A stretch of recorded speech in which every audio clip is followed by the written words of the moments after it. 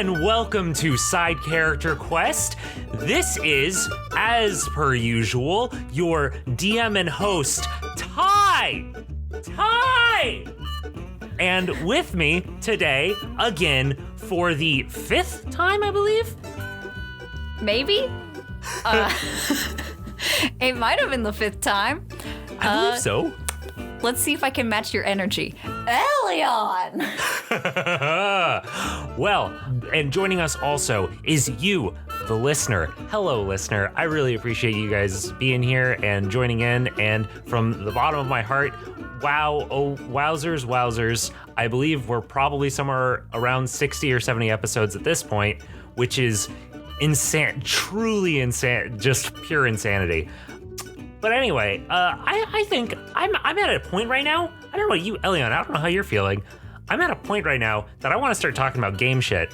Just want to charge right in. Are you feeling good about that? Yeah. Yeah. Yeah. So, do you have any questions before we start, before we go in? Any questions about what happened last time? Anything like that?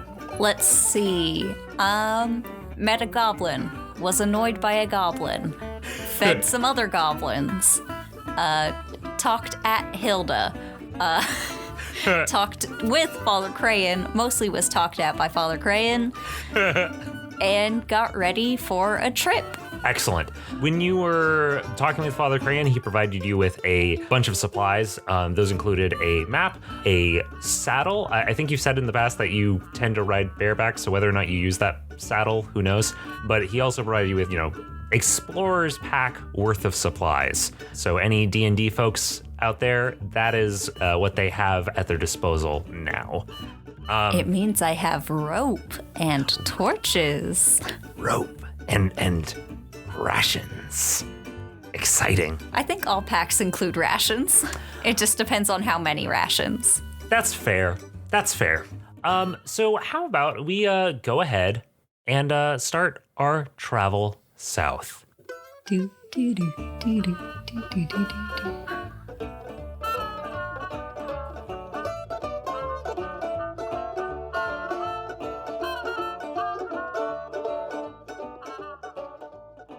This really feels like it is taking forever, and the wind whipping over the hills hasn't made it any better.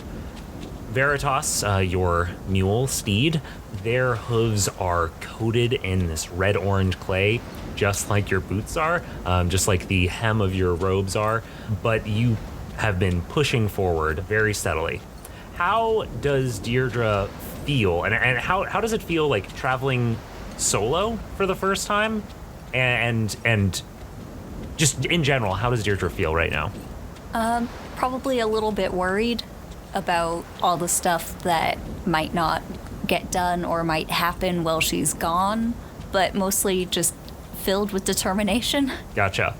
You are making your way south from the crossroads, from your cathedral, from your home. You are going to be meeting up with a old friend of Father Crayon, but you are going to be passing through lands that you have not, I assume, haven't been through before, or maybe just haven't been to in a long time. And as you have been traveling, the ground has been slowly changing.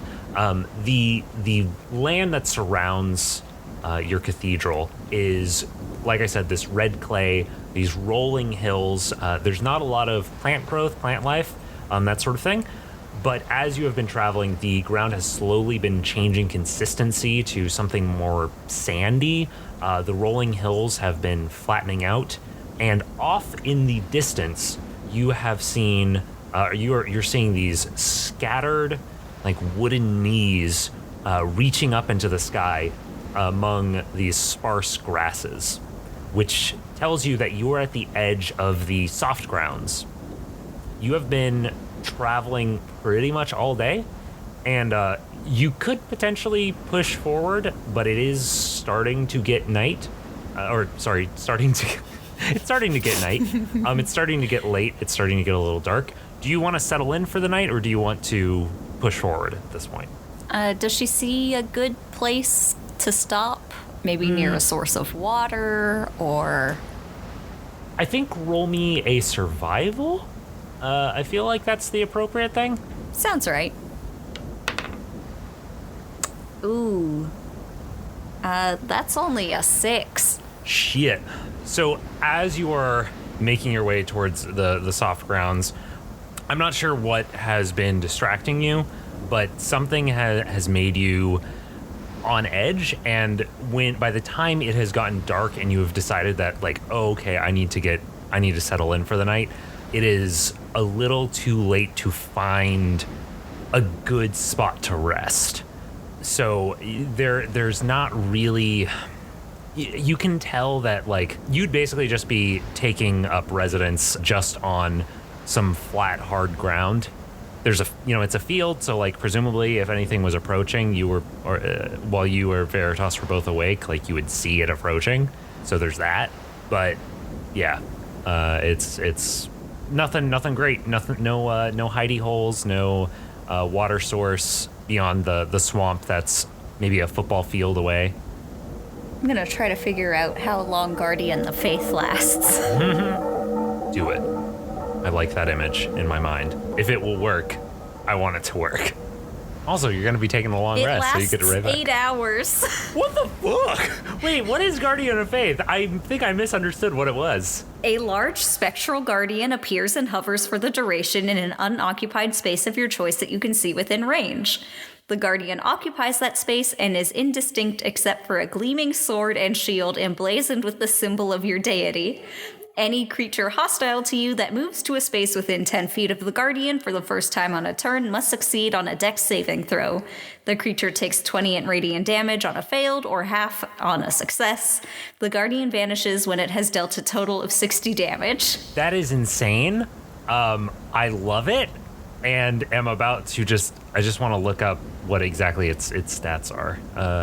It's a 4th level conjuration, takes 1 action to cast. That's amazing. It lasts 8 hours.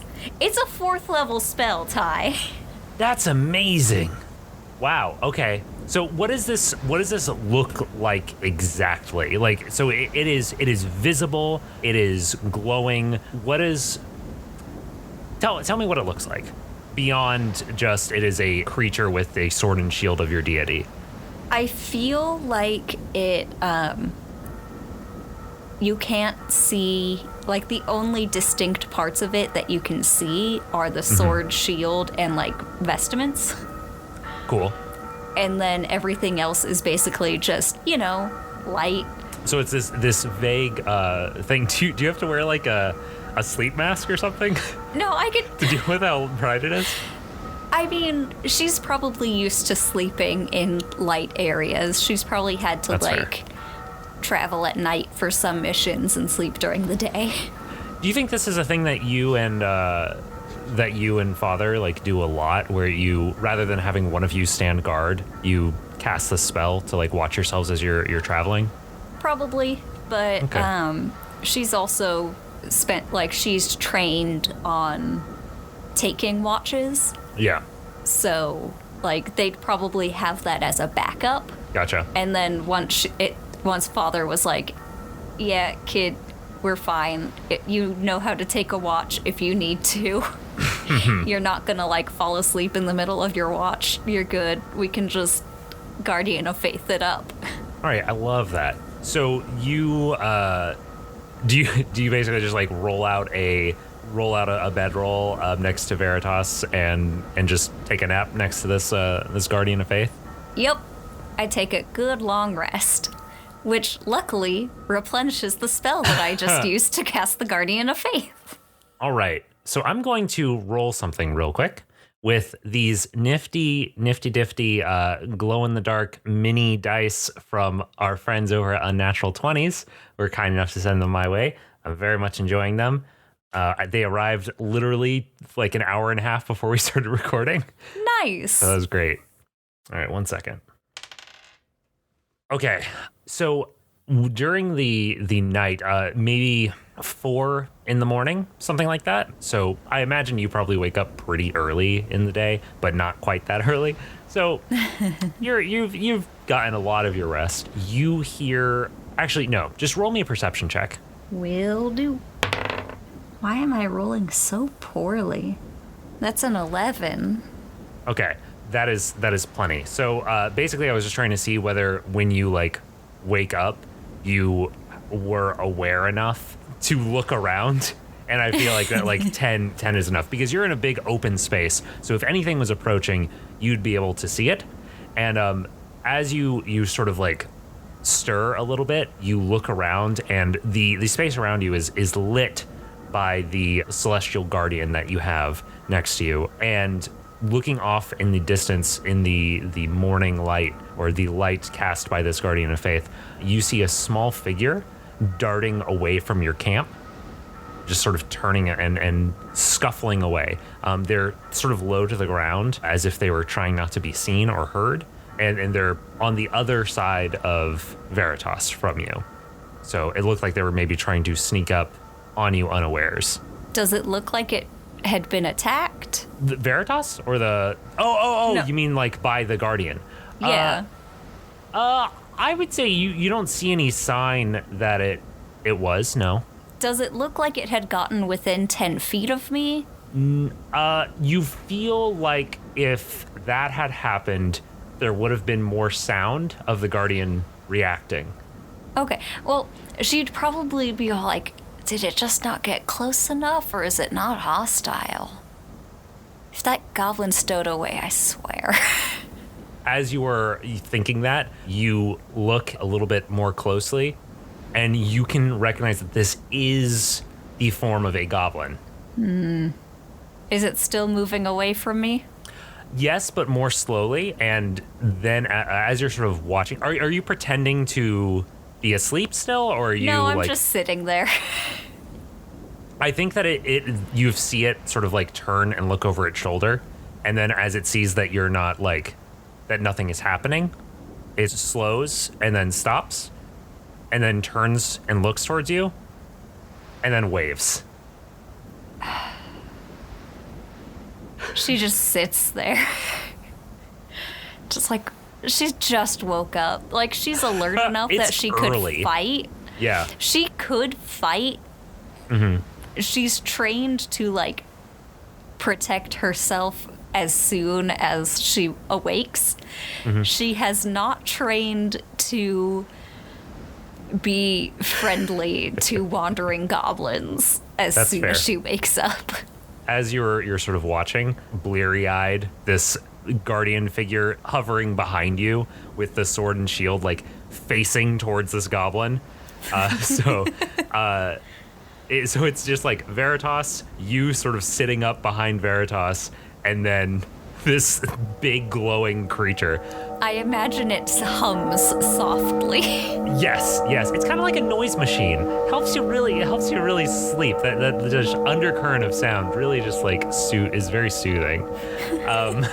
But the figure starts walking forward, and you recognize that it is indeed Mads from the cathedral. And as they approach, they stop maybe 20 feet away and sort of rock back and forth on their feet. Morning. How you doing? You could have waited a couple hours. Yeah, I suppose. That's a fierce one. Summon yourself a little, Ifrit or something? Elemental kind of deal? What's going on? It is created by Thok to all right. protect me. Alright, okay, nice. Oh, I guess I'll, see you in the morning. And, he plops down right where he is, and then curls up on it, or they curl up on their side and, go to sleep.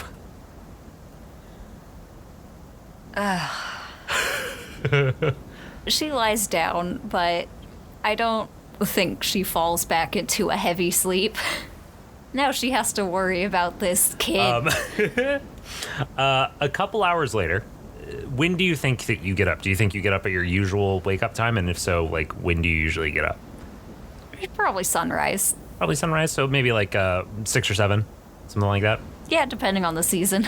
Yeah. So probably right around 6 o'clock, 6:30, something like that. You get up and look around, and you see that that Mads is not sitting where they were sitting yesterday or last night, or I guess this morning, a few hours ago. And you hear some slight scuffling. Also, I guess your guardian of faith has dissipated by this point. Yeah. Because it's been 8 hours. And you see Mads messing around with some scrub brush. Then he turns around and walks over to you and Veritas. Morning. So, how you doing? Better now that the sun's up. Right. I'm very... Why did you follow me? Well, here's the thing. Hear me out. You're a wizard, and I think I could be a great apprentice. I think that I could learn everything you have to teach, and then I also could be a wizard. Right? Before you say anything... First of all... Yeah, okay. I'm not a wizard. Mm-hmm. Yeah. Second of all, I'm not in the market for an apprentice. Do you have a third? Third is, I'm sure you could be a great wizard, but I don't have anything to teach. All right. Well, I understand that not everyone's a teacher, but I'm very good at learning by observation. See, I saw that you, there, Gestures over towards you and Veritas. you have yourself a familiar, all right? So, I got myself a familiar too. Oh no. And he pulls out.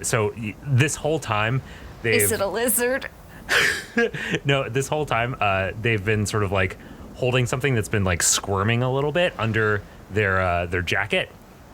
And no. right as they say that, a little white furred face pops out, and you see the little black eyes of a possum underneath their jacket. Oh no, never mind. I love this. This is amazing on account of how amazing he is. He's my possum, he's my familiar. He's a delight. And I think you'll love him.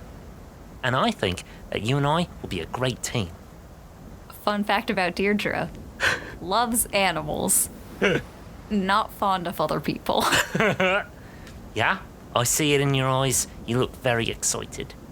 I think I've sold her. I'm sure there's no way I can convince you to turn around and Nope. go back to your caravan. Mm-hmm. They won't have me. He says with a huge smile on his face. Why not? What did you do?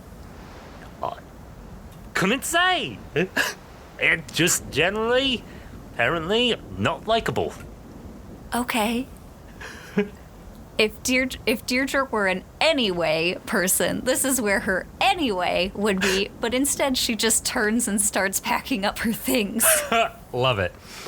At this point, you start packing up your stuff, just sort of get it all into your saddlebags, I assume, on Veritas, your lovely mule, and you are going to have to be preparing to cross the soft grounds. So what are these soft grounds? I guess you can roll me either a nature check or a history check, depending on which you want to argue for. Well, I'm better at history, probably because she's gotten a lot of book learning. Okay. That'll sort of like flavor how I answer the question, basically. Okay. Yeah. She's had many lessons in her life. Exactly, yeah. She's actually very smart. Yeah, the DC is just 10 on this. It's pretty low. Well, good news. That's a 10 on the die, 16 total. Yeah! All right, 16 is really good. So the soft grounds are pretty literally named. It is a place where the red clay passes away, and instead of it just being this straight up barren land, it forms into this more... It's hard to find like a real world equivalent for this as far as places that I know, but it goes in these patches from being like very sandy to being very swampy, but the land all looks mostly the same. And so you'll be walking along, and all of a sudden, foot sinks in a good bit to like water and mud. The space all around is, has like that sparse grass, and there's these tall wooden tree-like formations. Basically looks like cypress knees, but very tall. And because of just the fact that this place has such a weird, it's not really possible to build infrastructure there. No one has ever tried, as far as you know, in your knowledge of history, has ever tried to settle there. And you also know that it is incredibly difficult to navigate without any sort of map. Without any sort of map, it would just be like, you would be very likely to just sort of step into like very deep mud and just sort of get to a dead end where you can't really go any farther. So yeah, that is what you know. If you have a specific question, anything in particular you want to know about it, you can let me know, but that's what you get out of that. So the map that Father gave me, would that lead me through the soft grounds?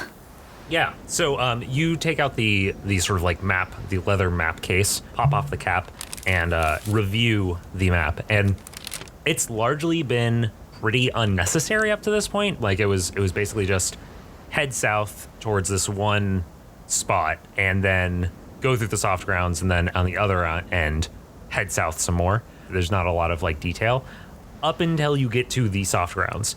And once you're at the soft grounds, it's like this labyrinthine like path that Father has like scrawled out for you with like various notes of like, don't go down this way. When you see this knee, go, turn off this way. When you see like this spot that's like marked with a flame etched into the wood, turn this way, blah, blah, blah, so on and so forth.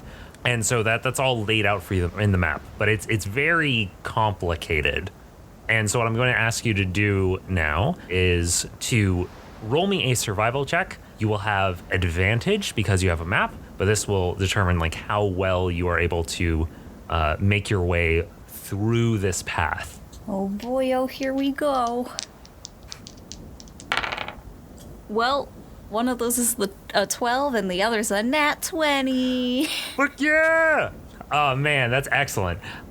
So I actually, in my DC value, there would be like, there were things that you could potentially have to deal with if you got under a 10, and there was stuff you'd have to deal with if you got under a 15. But if you got over a 20, you just get through. Perfect. Yeah. So during this coming time, you're basically like navigating through with Veritas. You pass by. You're traveling for probably at least a day of going through this path, but you know that if you had to go around this, it would have taken probably weeks, just because of how like wide it is, even if it's not tall. in sort of like tall, speaking in north-south direction. All the while, Mads is coming with, is following with you. At one point, they snag one of your rations, and they're chewing on it with Mason, and just having a grand old time. And every How once many in a while, times do they step in a soft bit? What'd you say?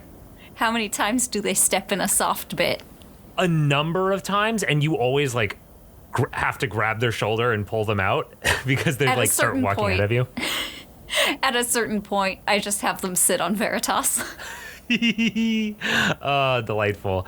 And at the beginning of this whole experience, Mason has been very like wiggly, but about, halfway through the day, they just sort of settle down and are like grabbed onto the top of Mad's head and are just sort of right. So it's Veritas, Mads, Mason in a stack. Incredible. Mm-hmm. Yeah, so you guys see all of these things. I think the thing that makes you decide to pull them over is when Mads almost steps on one of the corrupted alligators that's in this area. Oh, yeah. That would definitely cause that.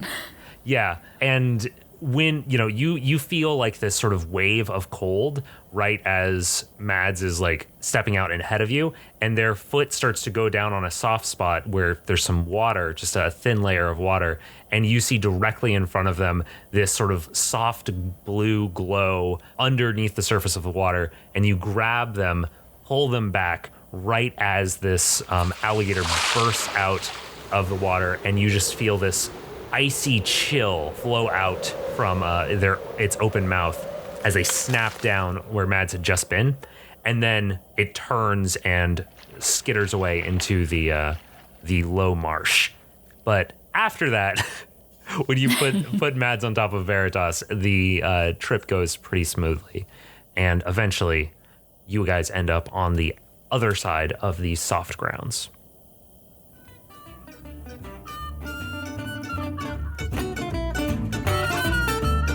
Hello, and welcome to Minor Character Quest, a special sponsored segment brought to you by Flying Crow Coffee. Flying Crow Coffee, super fresh coffees, roasted in tiny batches. Today, we're joined by our old friend Eli, who will be doing a mini quest with his character. Who will be doing a minor quest. Oh, I need to change that in the script. With his character, Shaylee Fleetear. Say hello, Eli. Hello, Eli. Shaylee Fleetear is a level 3 half-elf cleric who is also a bit of a comedian. Beautiful. Are you ready for your quest, Eli?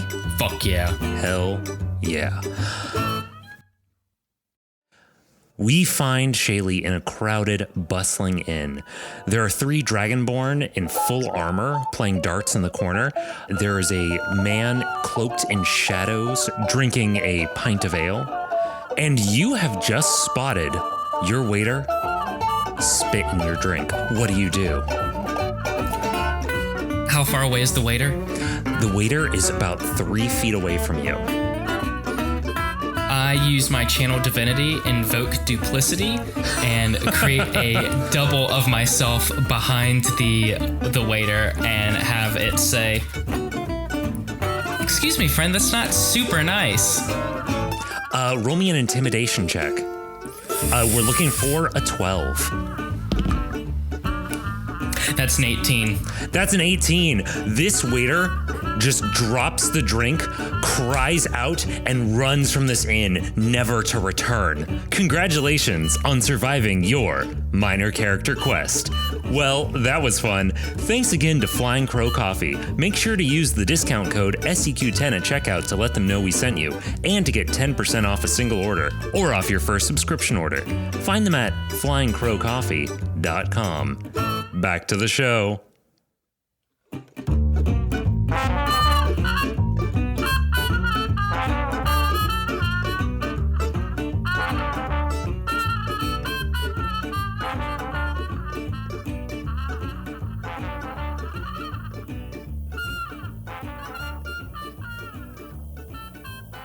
After a nice rest in the soft grounds, you continue along, following the directions that Father Crayon has gifted you.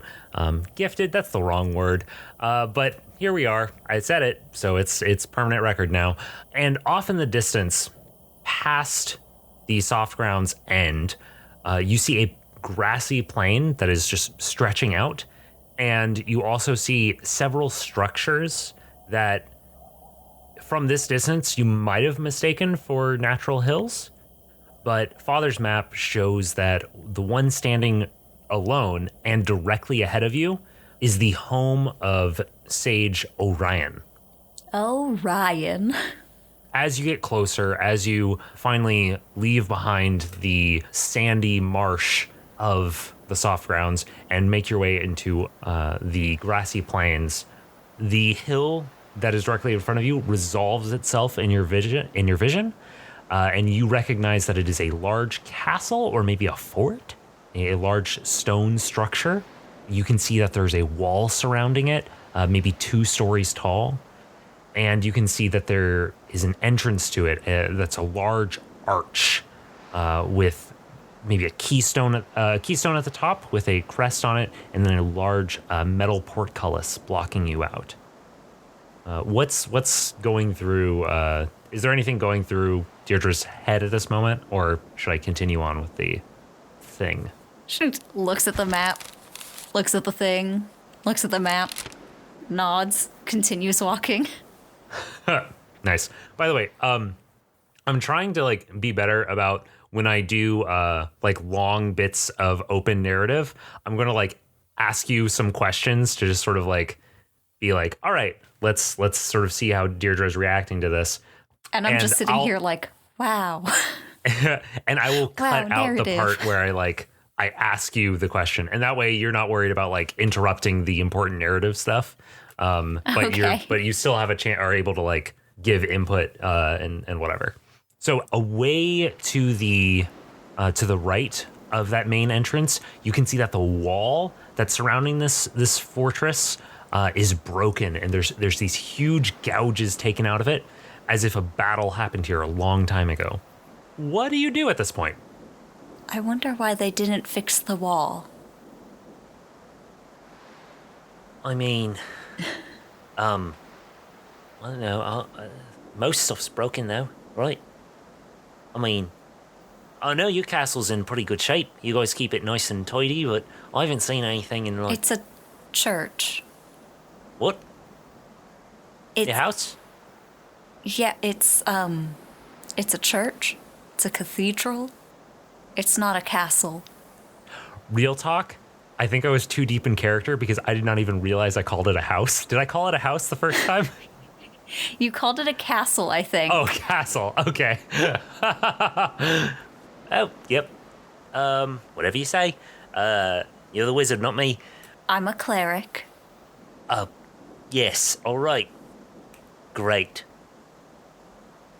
I don't know how wizard ranks work. But, It means I'm not a wizard. okay. Don't mean to offend. My apologies. So you want to, like, just head on in through the, like, broken shit? No, that feels like a trap. We should go to the gate. Alright. So the gate is this large metal portcullis, like I said before, that just has these overlapping metal slats. Like you could stick your arm through, but there's no way that you could just slip through. Even Mads, who's much smaller than you, could not like just slip through these metal slats. The metal's also very rusted, and yeah. As you approach, like, what is your sort of like? What are you doing in this moment? She's looking around, trying to see if there's like a pull for a bell to announce that somebody's here, or Okay. So do you like you approach like very close to the gate? yeah, Okay. yeah. She'll like look around, like she's looking at everything to make sure that it's one structurally stable.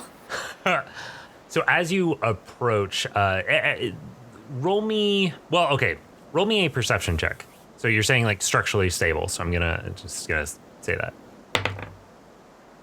That would be a 15.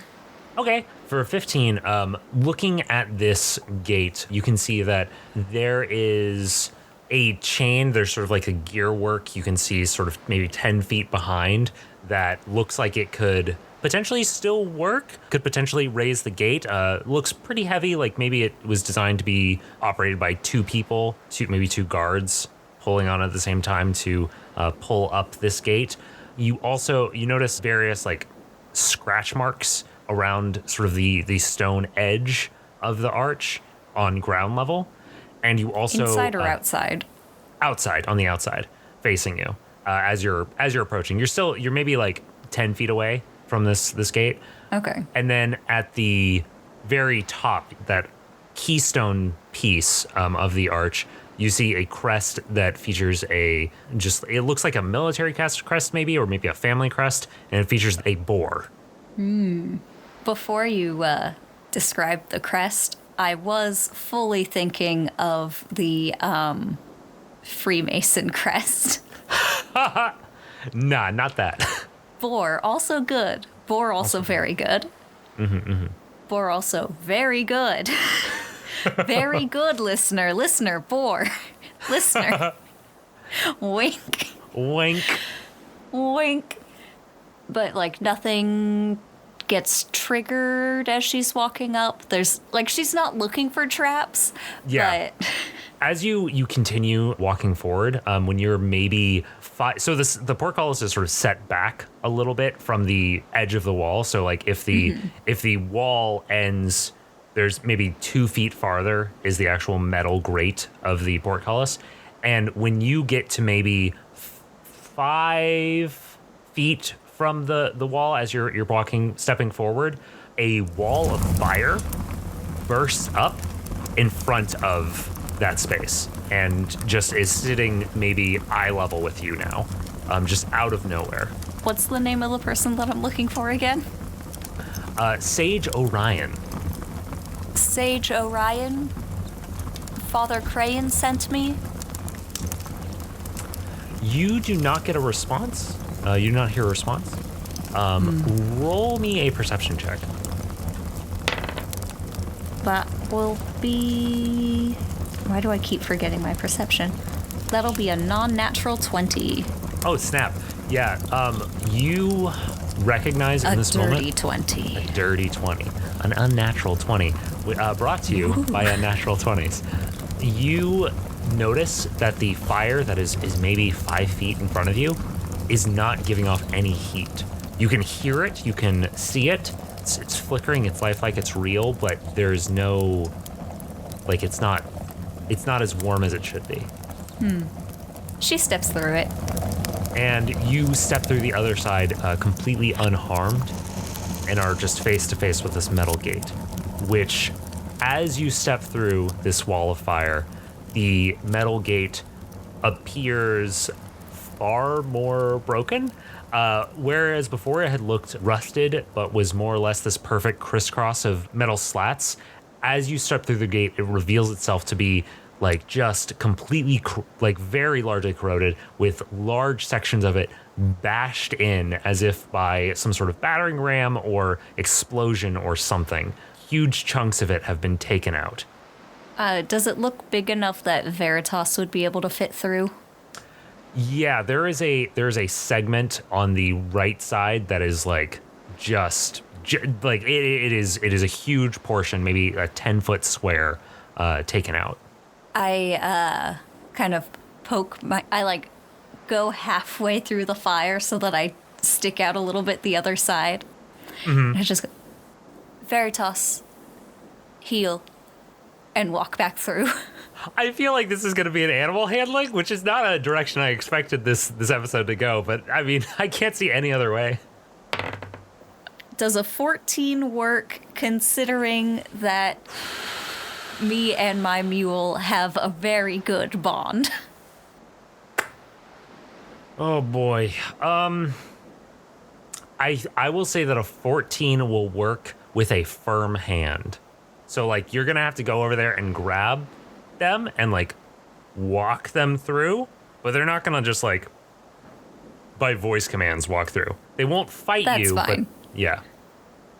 So I walk back through and I'm like, Veritas, don't you trust me? I grab the reins and just walk through. How does Mads react to this still on the back of Veritas? Mads is like freaking out. Oh, this is awesome. Are we going to see a wizard? Oh, I'm so excited. This is so good. This is so good.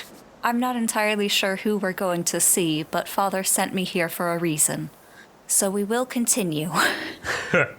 As you step through and see the space, you look around. There's off to the right where the wall had been broken down. Behind that is just a pit with wooden spikes sticking out of it to sort of dissuade any intruders onto the space. Other than that, it's a pretty open, empty space in this area. There's maybe a wagon, maybe a spot to hook up some horses, but there's none there. And in the center of this space, there are 2 towers. The one on the left is perfectly round, maybe 3-4 stories tall, something in that area, with a thick wooden door on the front of it, just made of this beautifully carved stone, but also very clearly old and weathered. The one on the right is completely collapsed. And it is, similar to the wall that had been burst open. This thing is just covered with rubble. Yeah, that's what you see. She kind of looks at the pit, nods a couple times like, mm-hmm. Starts walking towards the, she won't like tie up Veritas where the hitching post is, but she'll, like, just lay the reins over the post, so Veritas could bolt if he needed to, but he knows to stay here unless something happens. Gotcha. So, where's your friend that I was supposed to meet? Alright, I assume we're going to meet somebody here, right? I'm assuming if they're anywhere, they'd be in the Unbroken Tower. Ah, that makes sense. Alright, well, off we go. And Mads does a little twist, has hopped off of Veritas, hits the ground. Mason, like, grips their head very strongly as they jump off, and then just sort of walks over to the door and swings up their arm and just starts knocking on the wooden door of this tower. Deirdre sighs, Hey, walks forward, stands behind Mads. you think you're coming? I don't know, but we can give them time. There's several floors to this tower. It would take time to walk down those stairs. You notice the sound it's very quiet, it's very faint, oddly muffled. The sound of a door opening and closing off in a direction you're not sure where, and then all is quiet again. Mads doesn't seem to notice it, and they knock on the door again. Hey, we're here. I grab the back of their shirt and just pull them back about half a foot. Okay, we're going. All right. I've got it. Come. Okay, I'm gonna knock again. You said you wanted to learn from me? Okay, yep. The first lesson is patience. Okay. You hear that, Mason? Patience. I'm gonna knock again. And right as they reach up to knock again, you hear someone clear their throat right behind you. And I assume you turn around? Yes. Yes. And as you turn around, you see a tall figure, roughly your height, wearing a long cloak. They have deep orange skin that leans towards the same sort of shade of red as the clay from your home. He looks like he has a beard that is regularly shaved, but it's showing a few days worth of stubble. He's about your height, like I said, and fairly heavily muscled. And he looks at you and tilts his head and says, Well, hello, Master Deirdre. It's been a long time. Forgive me, Sage Orion? Yes, that is I. I don't recall meeting. I suppose you wouldn't. You were but a small child at the time, when I left you with Father Crane. He was kind enough to take care of you. Well, won't you come in? Yes, of course. Deirdre is thrown off. And as he opens up the door to his tower, we fade out. And I think that's where we're going to end for today. Very nice. Deirdre is so thrown off. She's like, oh no, I don't recall. Because she has some manners ingrained in her for, authority figures. Who anybody called Sage something is automatically an authority figure. Yeah. And to have forgotten completely that she has ever met them. She's like, in her head, she's like, oh no, I've disgraced Father, I've disgraced Thok, I've disgraced. Delightful. So do you have any other, well, okay, we can talk about that afterwards. So, Elian, where can folks find you if they've really enjoyed listening to you on this show? Well, you can hear my voice on Capes and Japes, where me and my friend Olivia talk about comic books. I was gonna say we just covered this, but this is gonna come out in the future. That's okay. I was thinking we just covered something. At the time of recording, I very recently listened to the Caves and Japes episode about Constantine, which I very much enjoyed, and gave me a lot of just general inspiration. I just really enjoyed it. I will also add just a random comic book thought. Did you ever watch the Constantine TV show, which was not very good as far as I remember, but the actor was such a good casting for that? I have not, but I've seen pictures, and it's like, that's John Constantine. That's John Constantine. I wasn't a fan of the show, but boy, oh boy, did he do a good job. Oh, it was great. Yeah, that's where you can hear me.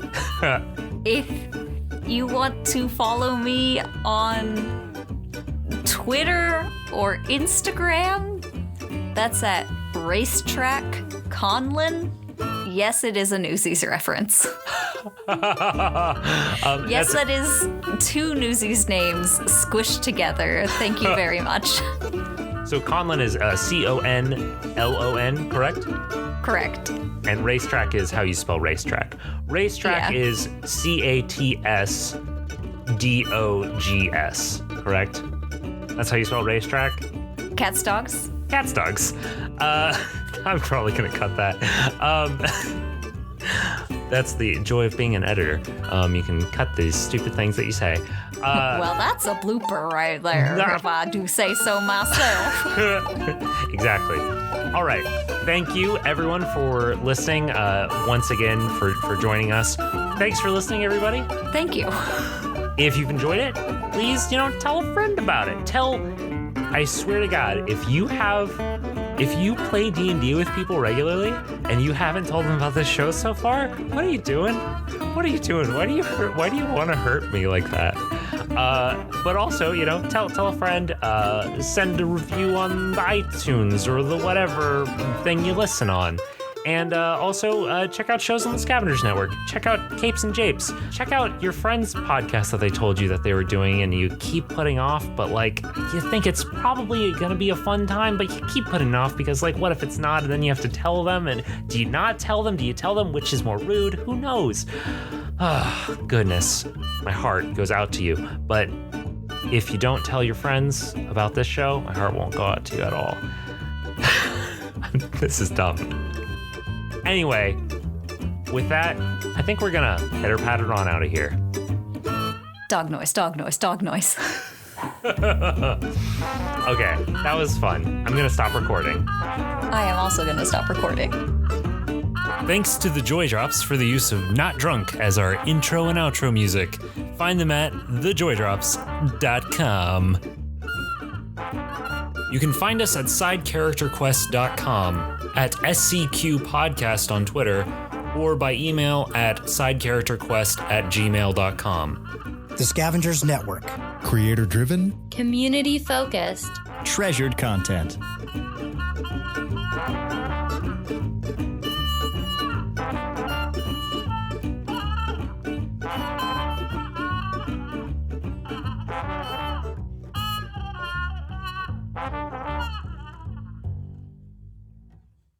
Hey, little mama, let me whisper in your ear and tell you about the comedy podcast Unnatural 20s. Do we really want to limit ourselves to just saying we're only a comedy podcast? You're right, we have a lot to offer, like intellectual conversations. Well, did you guys know Australia once lost a war entirely to emus? Do you think emus frown upside down because they're in Australia? Like they're below the equator? Yeah, duh. Health and fitness. Pasta is great, but you usually have a lot of extras. But have no fear. Thigh-warmed pasta is here. Plop the bag of leftover pasta on your thighs and eat those puppies like popcorn. We have microwaves. I have thighs. You know what? Actually, we can never decide what we're going to talk about, and that's why we leave the fate of each episode up to the rolls of a D20. So download Unnatural 20s on your favorite podcast app and roll with us every Monday.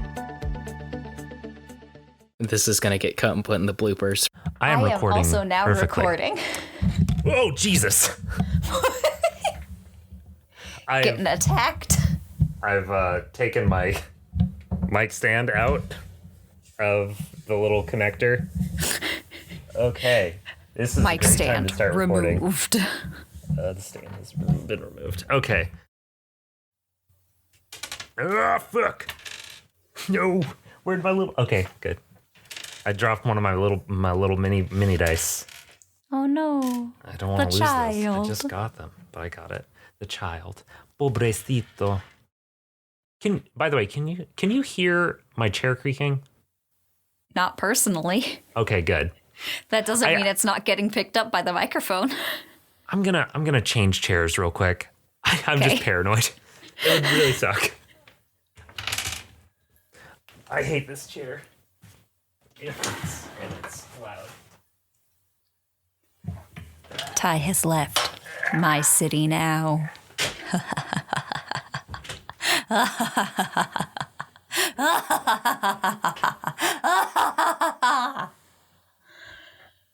Anyway, how are you doing, listeners? How's the commute going? I hope the traffic's not too bad. How's the weather? Sunny? Raining? Snow?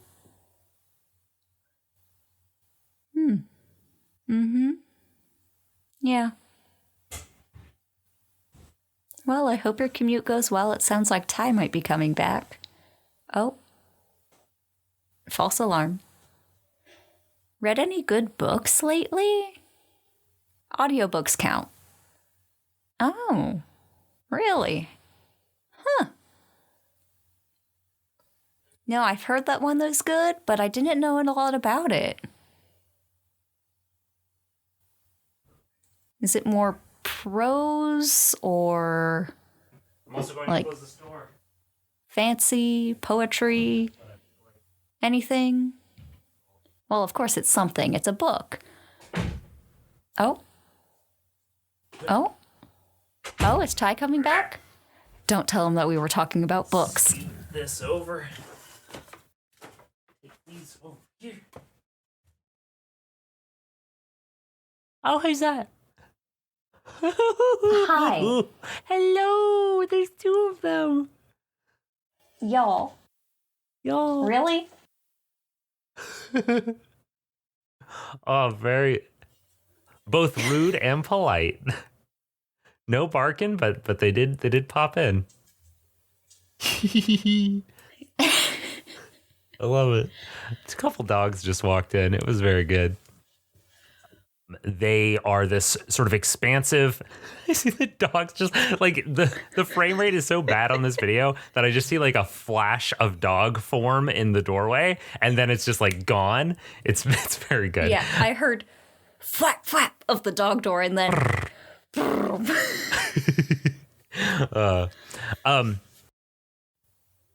I think at this point in the show, I will probably do a little fade out and fade in. And this is a note to future Ty that hey Ty, if you want to put in a ad for something, this is a good point to do that. So if you want to put an ad for like Capes and Japes, or if you want to put an ad for a Scavengers Network show, hey, just do it. You've been talking to those Flying Coffee people or Flying Crow people. If they hook you up with a sponsorship, you could put it right here. Be great. Be a good time. Maybe do that. You little dummy. Future Ty. You're such an idiot. God. I hope you got something good, Ty. Also, you don't catch familiar. They are fae. They are fae. That is a possum. That is not a fae possum. That is just a possum. I'm so sorry, Mads. I like That's that not how familiars work. This isn't how wizards work. I like the idea that that's like all going through Deirdre's head, but she's not like saying it. She's just like, this is killing me. I mean, she's also probably like, I haven't studied other forms of magic users in several years. I might be recalling the information incorrectly, but I don't think that's how wizards work. Yeah. I love it. I love it. Hey, Mads, I have some books you could read if you can read. Maybe I'll teach you how to read. I'm trying to think of like I want to. Huh? Go ahead. Orion. Orion. Orion. Orion. Auto parts. And go ahead. I didn't say anything. That was a dog barking next door. That was Molly.